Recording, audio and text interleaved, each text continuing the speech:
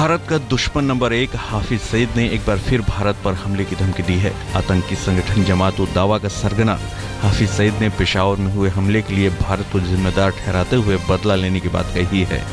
एक जनसभा में हाफिज सईद ने कहा कि इस साजिश के पीछे इंडिया का हाथ है और हमें उससे बदला लेना है। एक तरफ भारत आतंक के खिलाफ पाक के साथ एकजुटता दिखा रहा है, दूसरी तरफ आतंकी हाफिज सईद जहर उगल रहा है। पाकिस्तान के पूर्व राष्ट्रपति परवेज मुशर्रफ ने भी पेशावर हमले के लिए भारत की तरफ उंगली उठाई है। मुशर्रफ ने कहा है कि बेशक इस हमले के पीछे आंतरिक आतंकी गुट का हाथ है, लेकिन उसे समर्थन बाहर से मिल रहा है।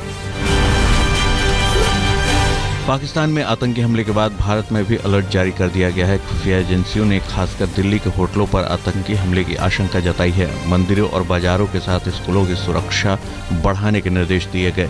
गृह मंत्रालय की तरफ से जारी निर्देश का असर भी सामने आया। खासकर दिल्ली के बाजारों में भी पुलिस के अलावा अर्धसैनिक बलों की तैनाती की गई है। पुलिस ने संवेदनशील जगहों पर पेट्रोलिंग बढ़ा दी है। गुड़गांव के सुशांत लोक में बम की खबर अफवाह निकली है।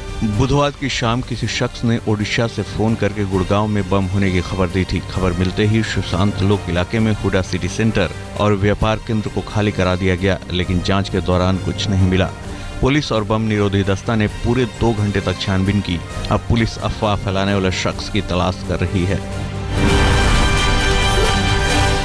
एक तरफ आतंकी हमले की आशंका को देखते हुए राजधानी दिल्ली में सुरक्षा चाक चौबंद की जा रही है, वहीं दूसरी तरफ स्कूलों को लेकर पुलिस लापरवाह बनी है। स्कूल के सुरक्षा मांगने के बाद भी साकेत थाना पुलिस ने नहीं दी है ज्ञान भारती स्कूल को सुरक्षा। स्कूल के प्रिंसिपल हालात को देखते हुए बच्चों की सुरक्षा के लिए जरूरी कदम उठाना चाहते हैं, लेकिन पुलिस उनकी नहीं सुन रही। सुरक्षा है ही नहीं, बढ़ाने का तो एक तरफ रही बात। आई वुड से कि बिल्कुल कोई बंदा ट्रैफिक कंट्रोल करने के लिए भी नहीं। ऊपर तक भी मैंने बात की, डीसीपी साहब तक भी, तो एसीपी को भी एक दफ़ा कहा, लेकिन कोई खास इनसे कोई बहुत ज़्यादा सपोर्ट नहीं मिली।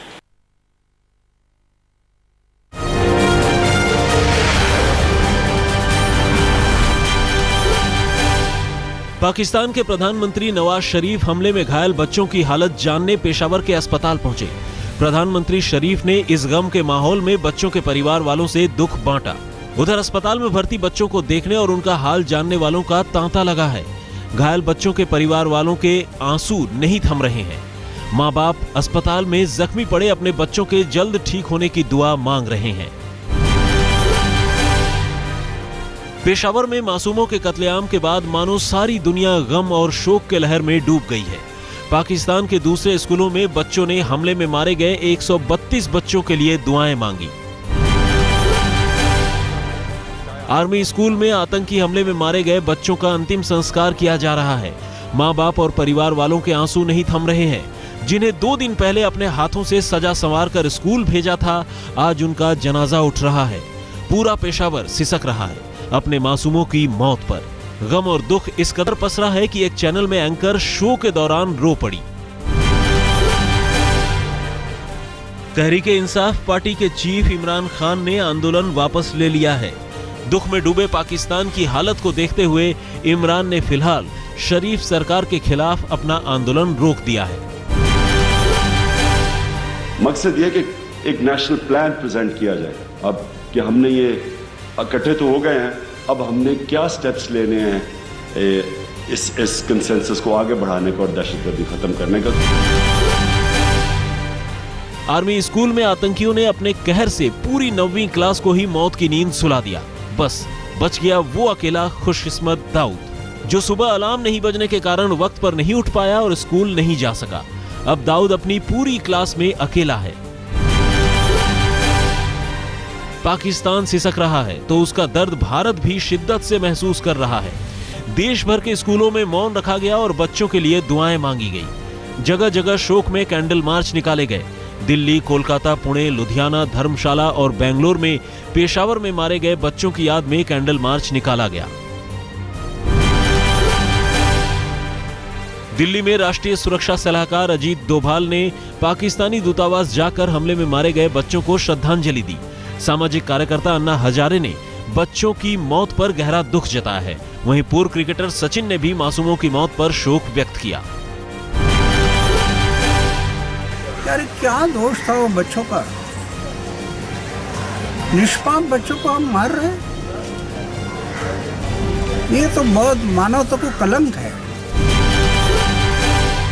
दुखी बात है। जब मैंने ये न्यूज़ देखी चैनल पे तो काफ़ी दुख हुआ और I can say that like any other person even my heart melted. Madhya Pradesh के राज्यपाल पेशावर में बच्चों पर आतंकी हमले पर रो पड़े। भोपाल में मौका था नोबेल पुरस्कार विजेता कैलाश सत्यार्थी के सम्मान का, लेकिन राज्यपाल राम नरेश यादव पेशावर हमले का जिक्र कर रो पड़े। पाकिस्तान में हुए खून खराबे को लेकर साहित्य जगत भी मायूस है। रायपुर में चल रहे साहित्य उत्सव में कश्मीर के साहित्यकारों ने सिर्फ पाकिस्तान ही नहीं बल्कि कश्मीर में हो रहे आतंकी हमलों को लेकर तमाम आतंकवादी संगठनों की तीखी निंदा की है। उनका मानना है कि कुरान में आतंकवाद के लिए कहीं कोई जगह नहीं है। भारत दौरे पर आई पाक कबड्डी टीम ने भी पेशावर में मारे गए बच्चों के परिवार वालों के प्रति गहरी संवेदना जताई है। अमृतसर में टीम के खिलाड़ियों और कोच वकास ने कहा कि ये कायराना हरकत है। टीम के खिलाड़ी अगले मैच में अपनी बांह पर काली पट्टी बांधकर शोक प्रकट करेंगे।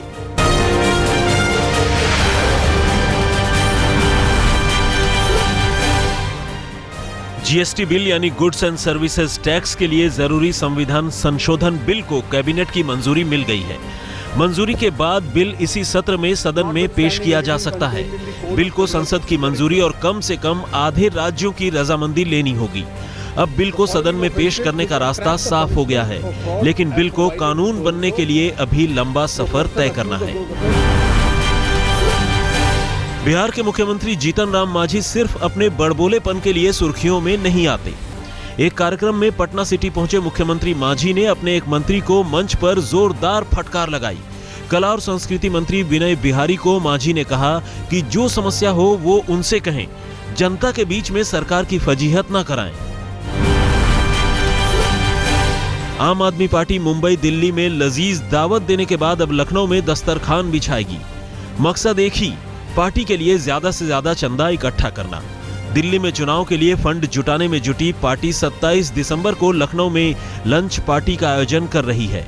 इस पार्टी में मनीष सिसोदिया और संजय सिंह शामिल होंगे। वैसे भी पार्टी के संयोजक अरविंद केजरीवाल दुबई से लेकर न्यूयॉर्क तक चंदे की रसीद काट चुके हैं। झारखंड में आखिरी और 5वें दौर के मतदान के लिए बीजेपी ने प्रचार में जोर लगा दिया है। पार्टी नेता शहनवाज हुसैन ने गोड्डा और सरथ में चुनावी रैली में जनता से पार्टी को बहुमत से जिताने की अपील की। झारखंड में 20 तारीख को आखिरी दौर की वोटिंग है। कांग्रेस ने यूपी के अलग अलग जिलों में चल रहे धर्मांतरण कार्यक्रम के लिए मोदी को सीधे जिम्मेदार ठहराया है। पार्टी की उत्तर प्रदेश से सीनियर लीडर और प्रवक्ता रीता बहुगुणा जोशी ने आरोप लगाया कि बीजेपी और संघ देश के प्रधानमंत्री नरेंद्र मोदी के नाम का खौफ दिखाकर लोगों का धर्मांतरण कर रहा है। शिवसेना अध्यक्ष उद्धव ठाकरे ने मंत्रियों और विधायकों से नागपुर में मुलाकात की। महाराष्ट्र सरकार का विधानसभा का शीत सत्र नागपुर में चल रहा है और शिवसेना के 10 मंत्री कुछ रोज पहले ही फडणवीस सरकार में शामिल हुए हैं। पार्टी के मुखिया से नेताओं ने विधानसभा सत्र की कार्यवाही और सरकार के कामकाज पर चर्चा की। नागपुर में शिवसेना के एक विधायक की दादागिरी देखने को मिली। हर्षवर्धन जाधव ने ड्यूटी पर तैनात एक पुलिस अफसर को चांटा रसीद कर दिया। होटल में उद्धव ठाकरे के कमरे के बाहर तैनात पराग जाधव ने जब हर्षवर्धन जाधव को कमरे में जाने से रोका तो विधायक साहब ने आओ देखा ना ताओ सुरक्षा में तैनात पुलिस को झापड़ लगा दिया। पुलिस ने मामला दर्ज कर लिया है। मध्य प्रदेश के इंदौर में एक बेरहम मां कड़ाके की ठंड में 2 महीने की बच्ची को रेलवे स्टेशन पर छोड़कर चंपत हो गई। सभी जगह पता करने के बाद थक हार कर जब पुलिस ने सीसीटीवी फुटेज को खंगाला तो बच्ची की बेरहम मां नजर आई। फिलहाल बच्ची एक अस्पताल के आईसीयू में भर्ती है और पुलिस उसकी मां को तलाश कर रही है। मध्य प्रदेश के मुख्यमंत्री शिवराज सिंह चौहान ने नोबेल पुरस्कार से सम्मानित कैलाश सत्यार्थी को सम्मानित किया।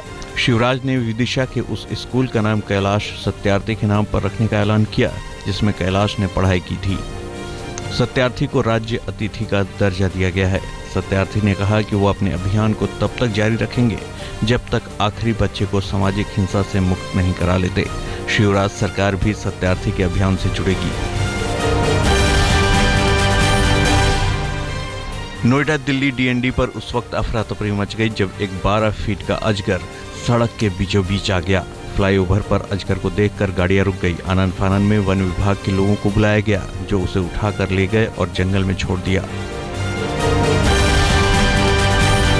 पंजाब के बठिंडा के अनाज मंडी में काम करने वाले मजदूरों पर चली पुलिस की लाठियां। दरअसल मजदूर अपने मेहनताना नहीं मिलने से नाराज हैं और सरकार के खिलाफ अपने बकाया मजदूरी की मांग को लेकर सड़कों पर उतरे थे। मजदूरों की मांग है कि सरकार उन्हें 2 महीने की मजदूरी का तुरंत भुगतान करे।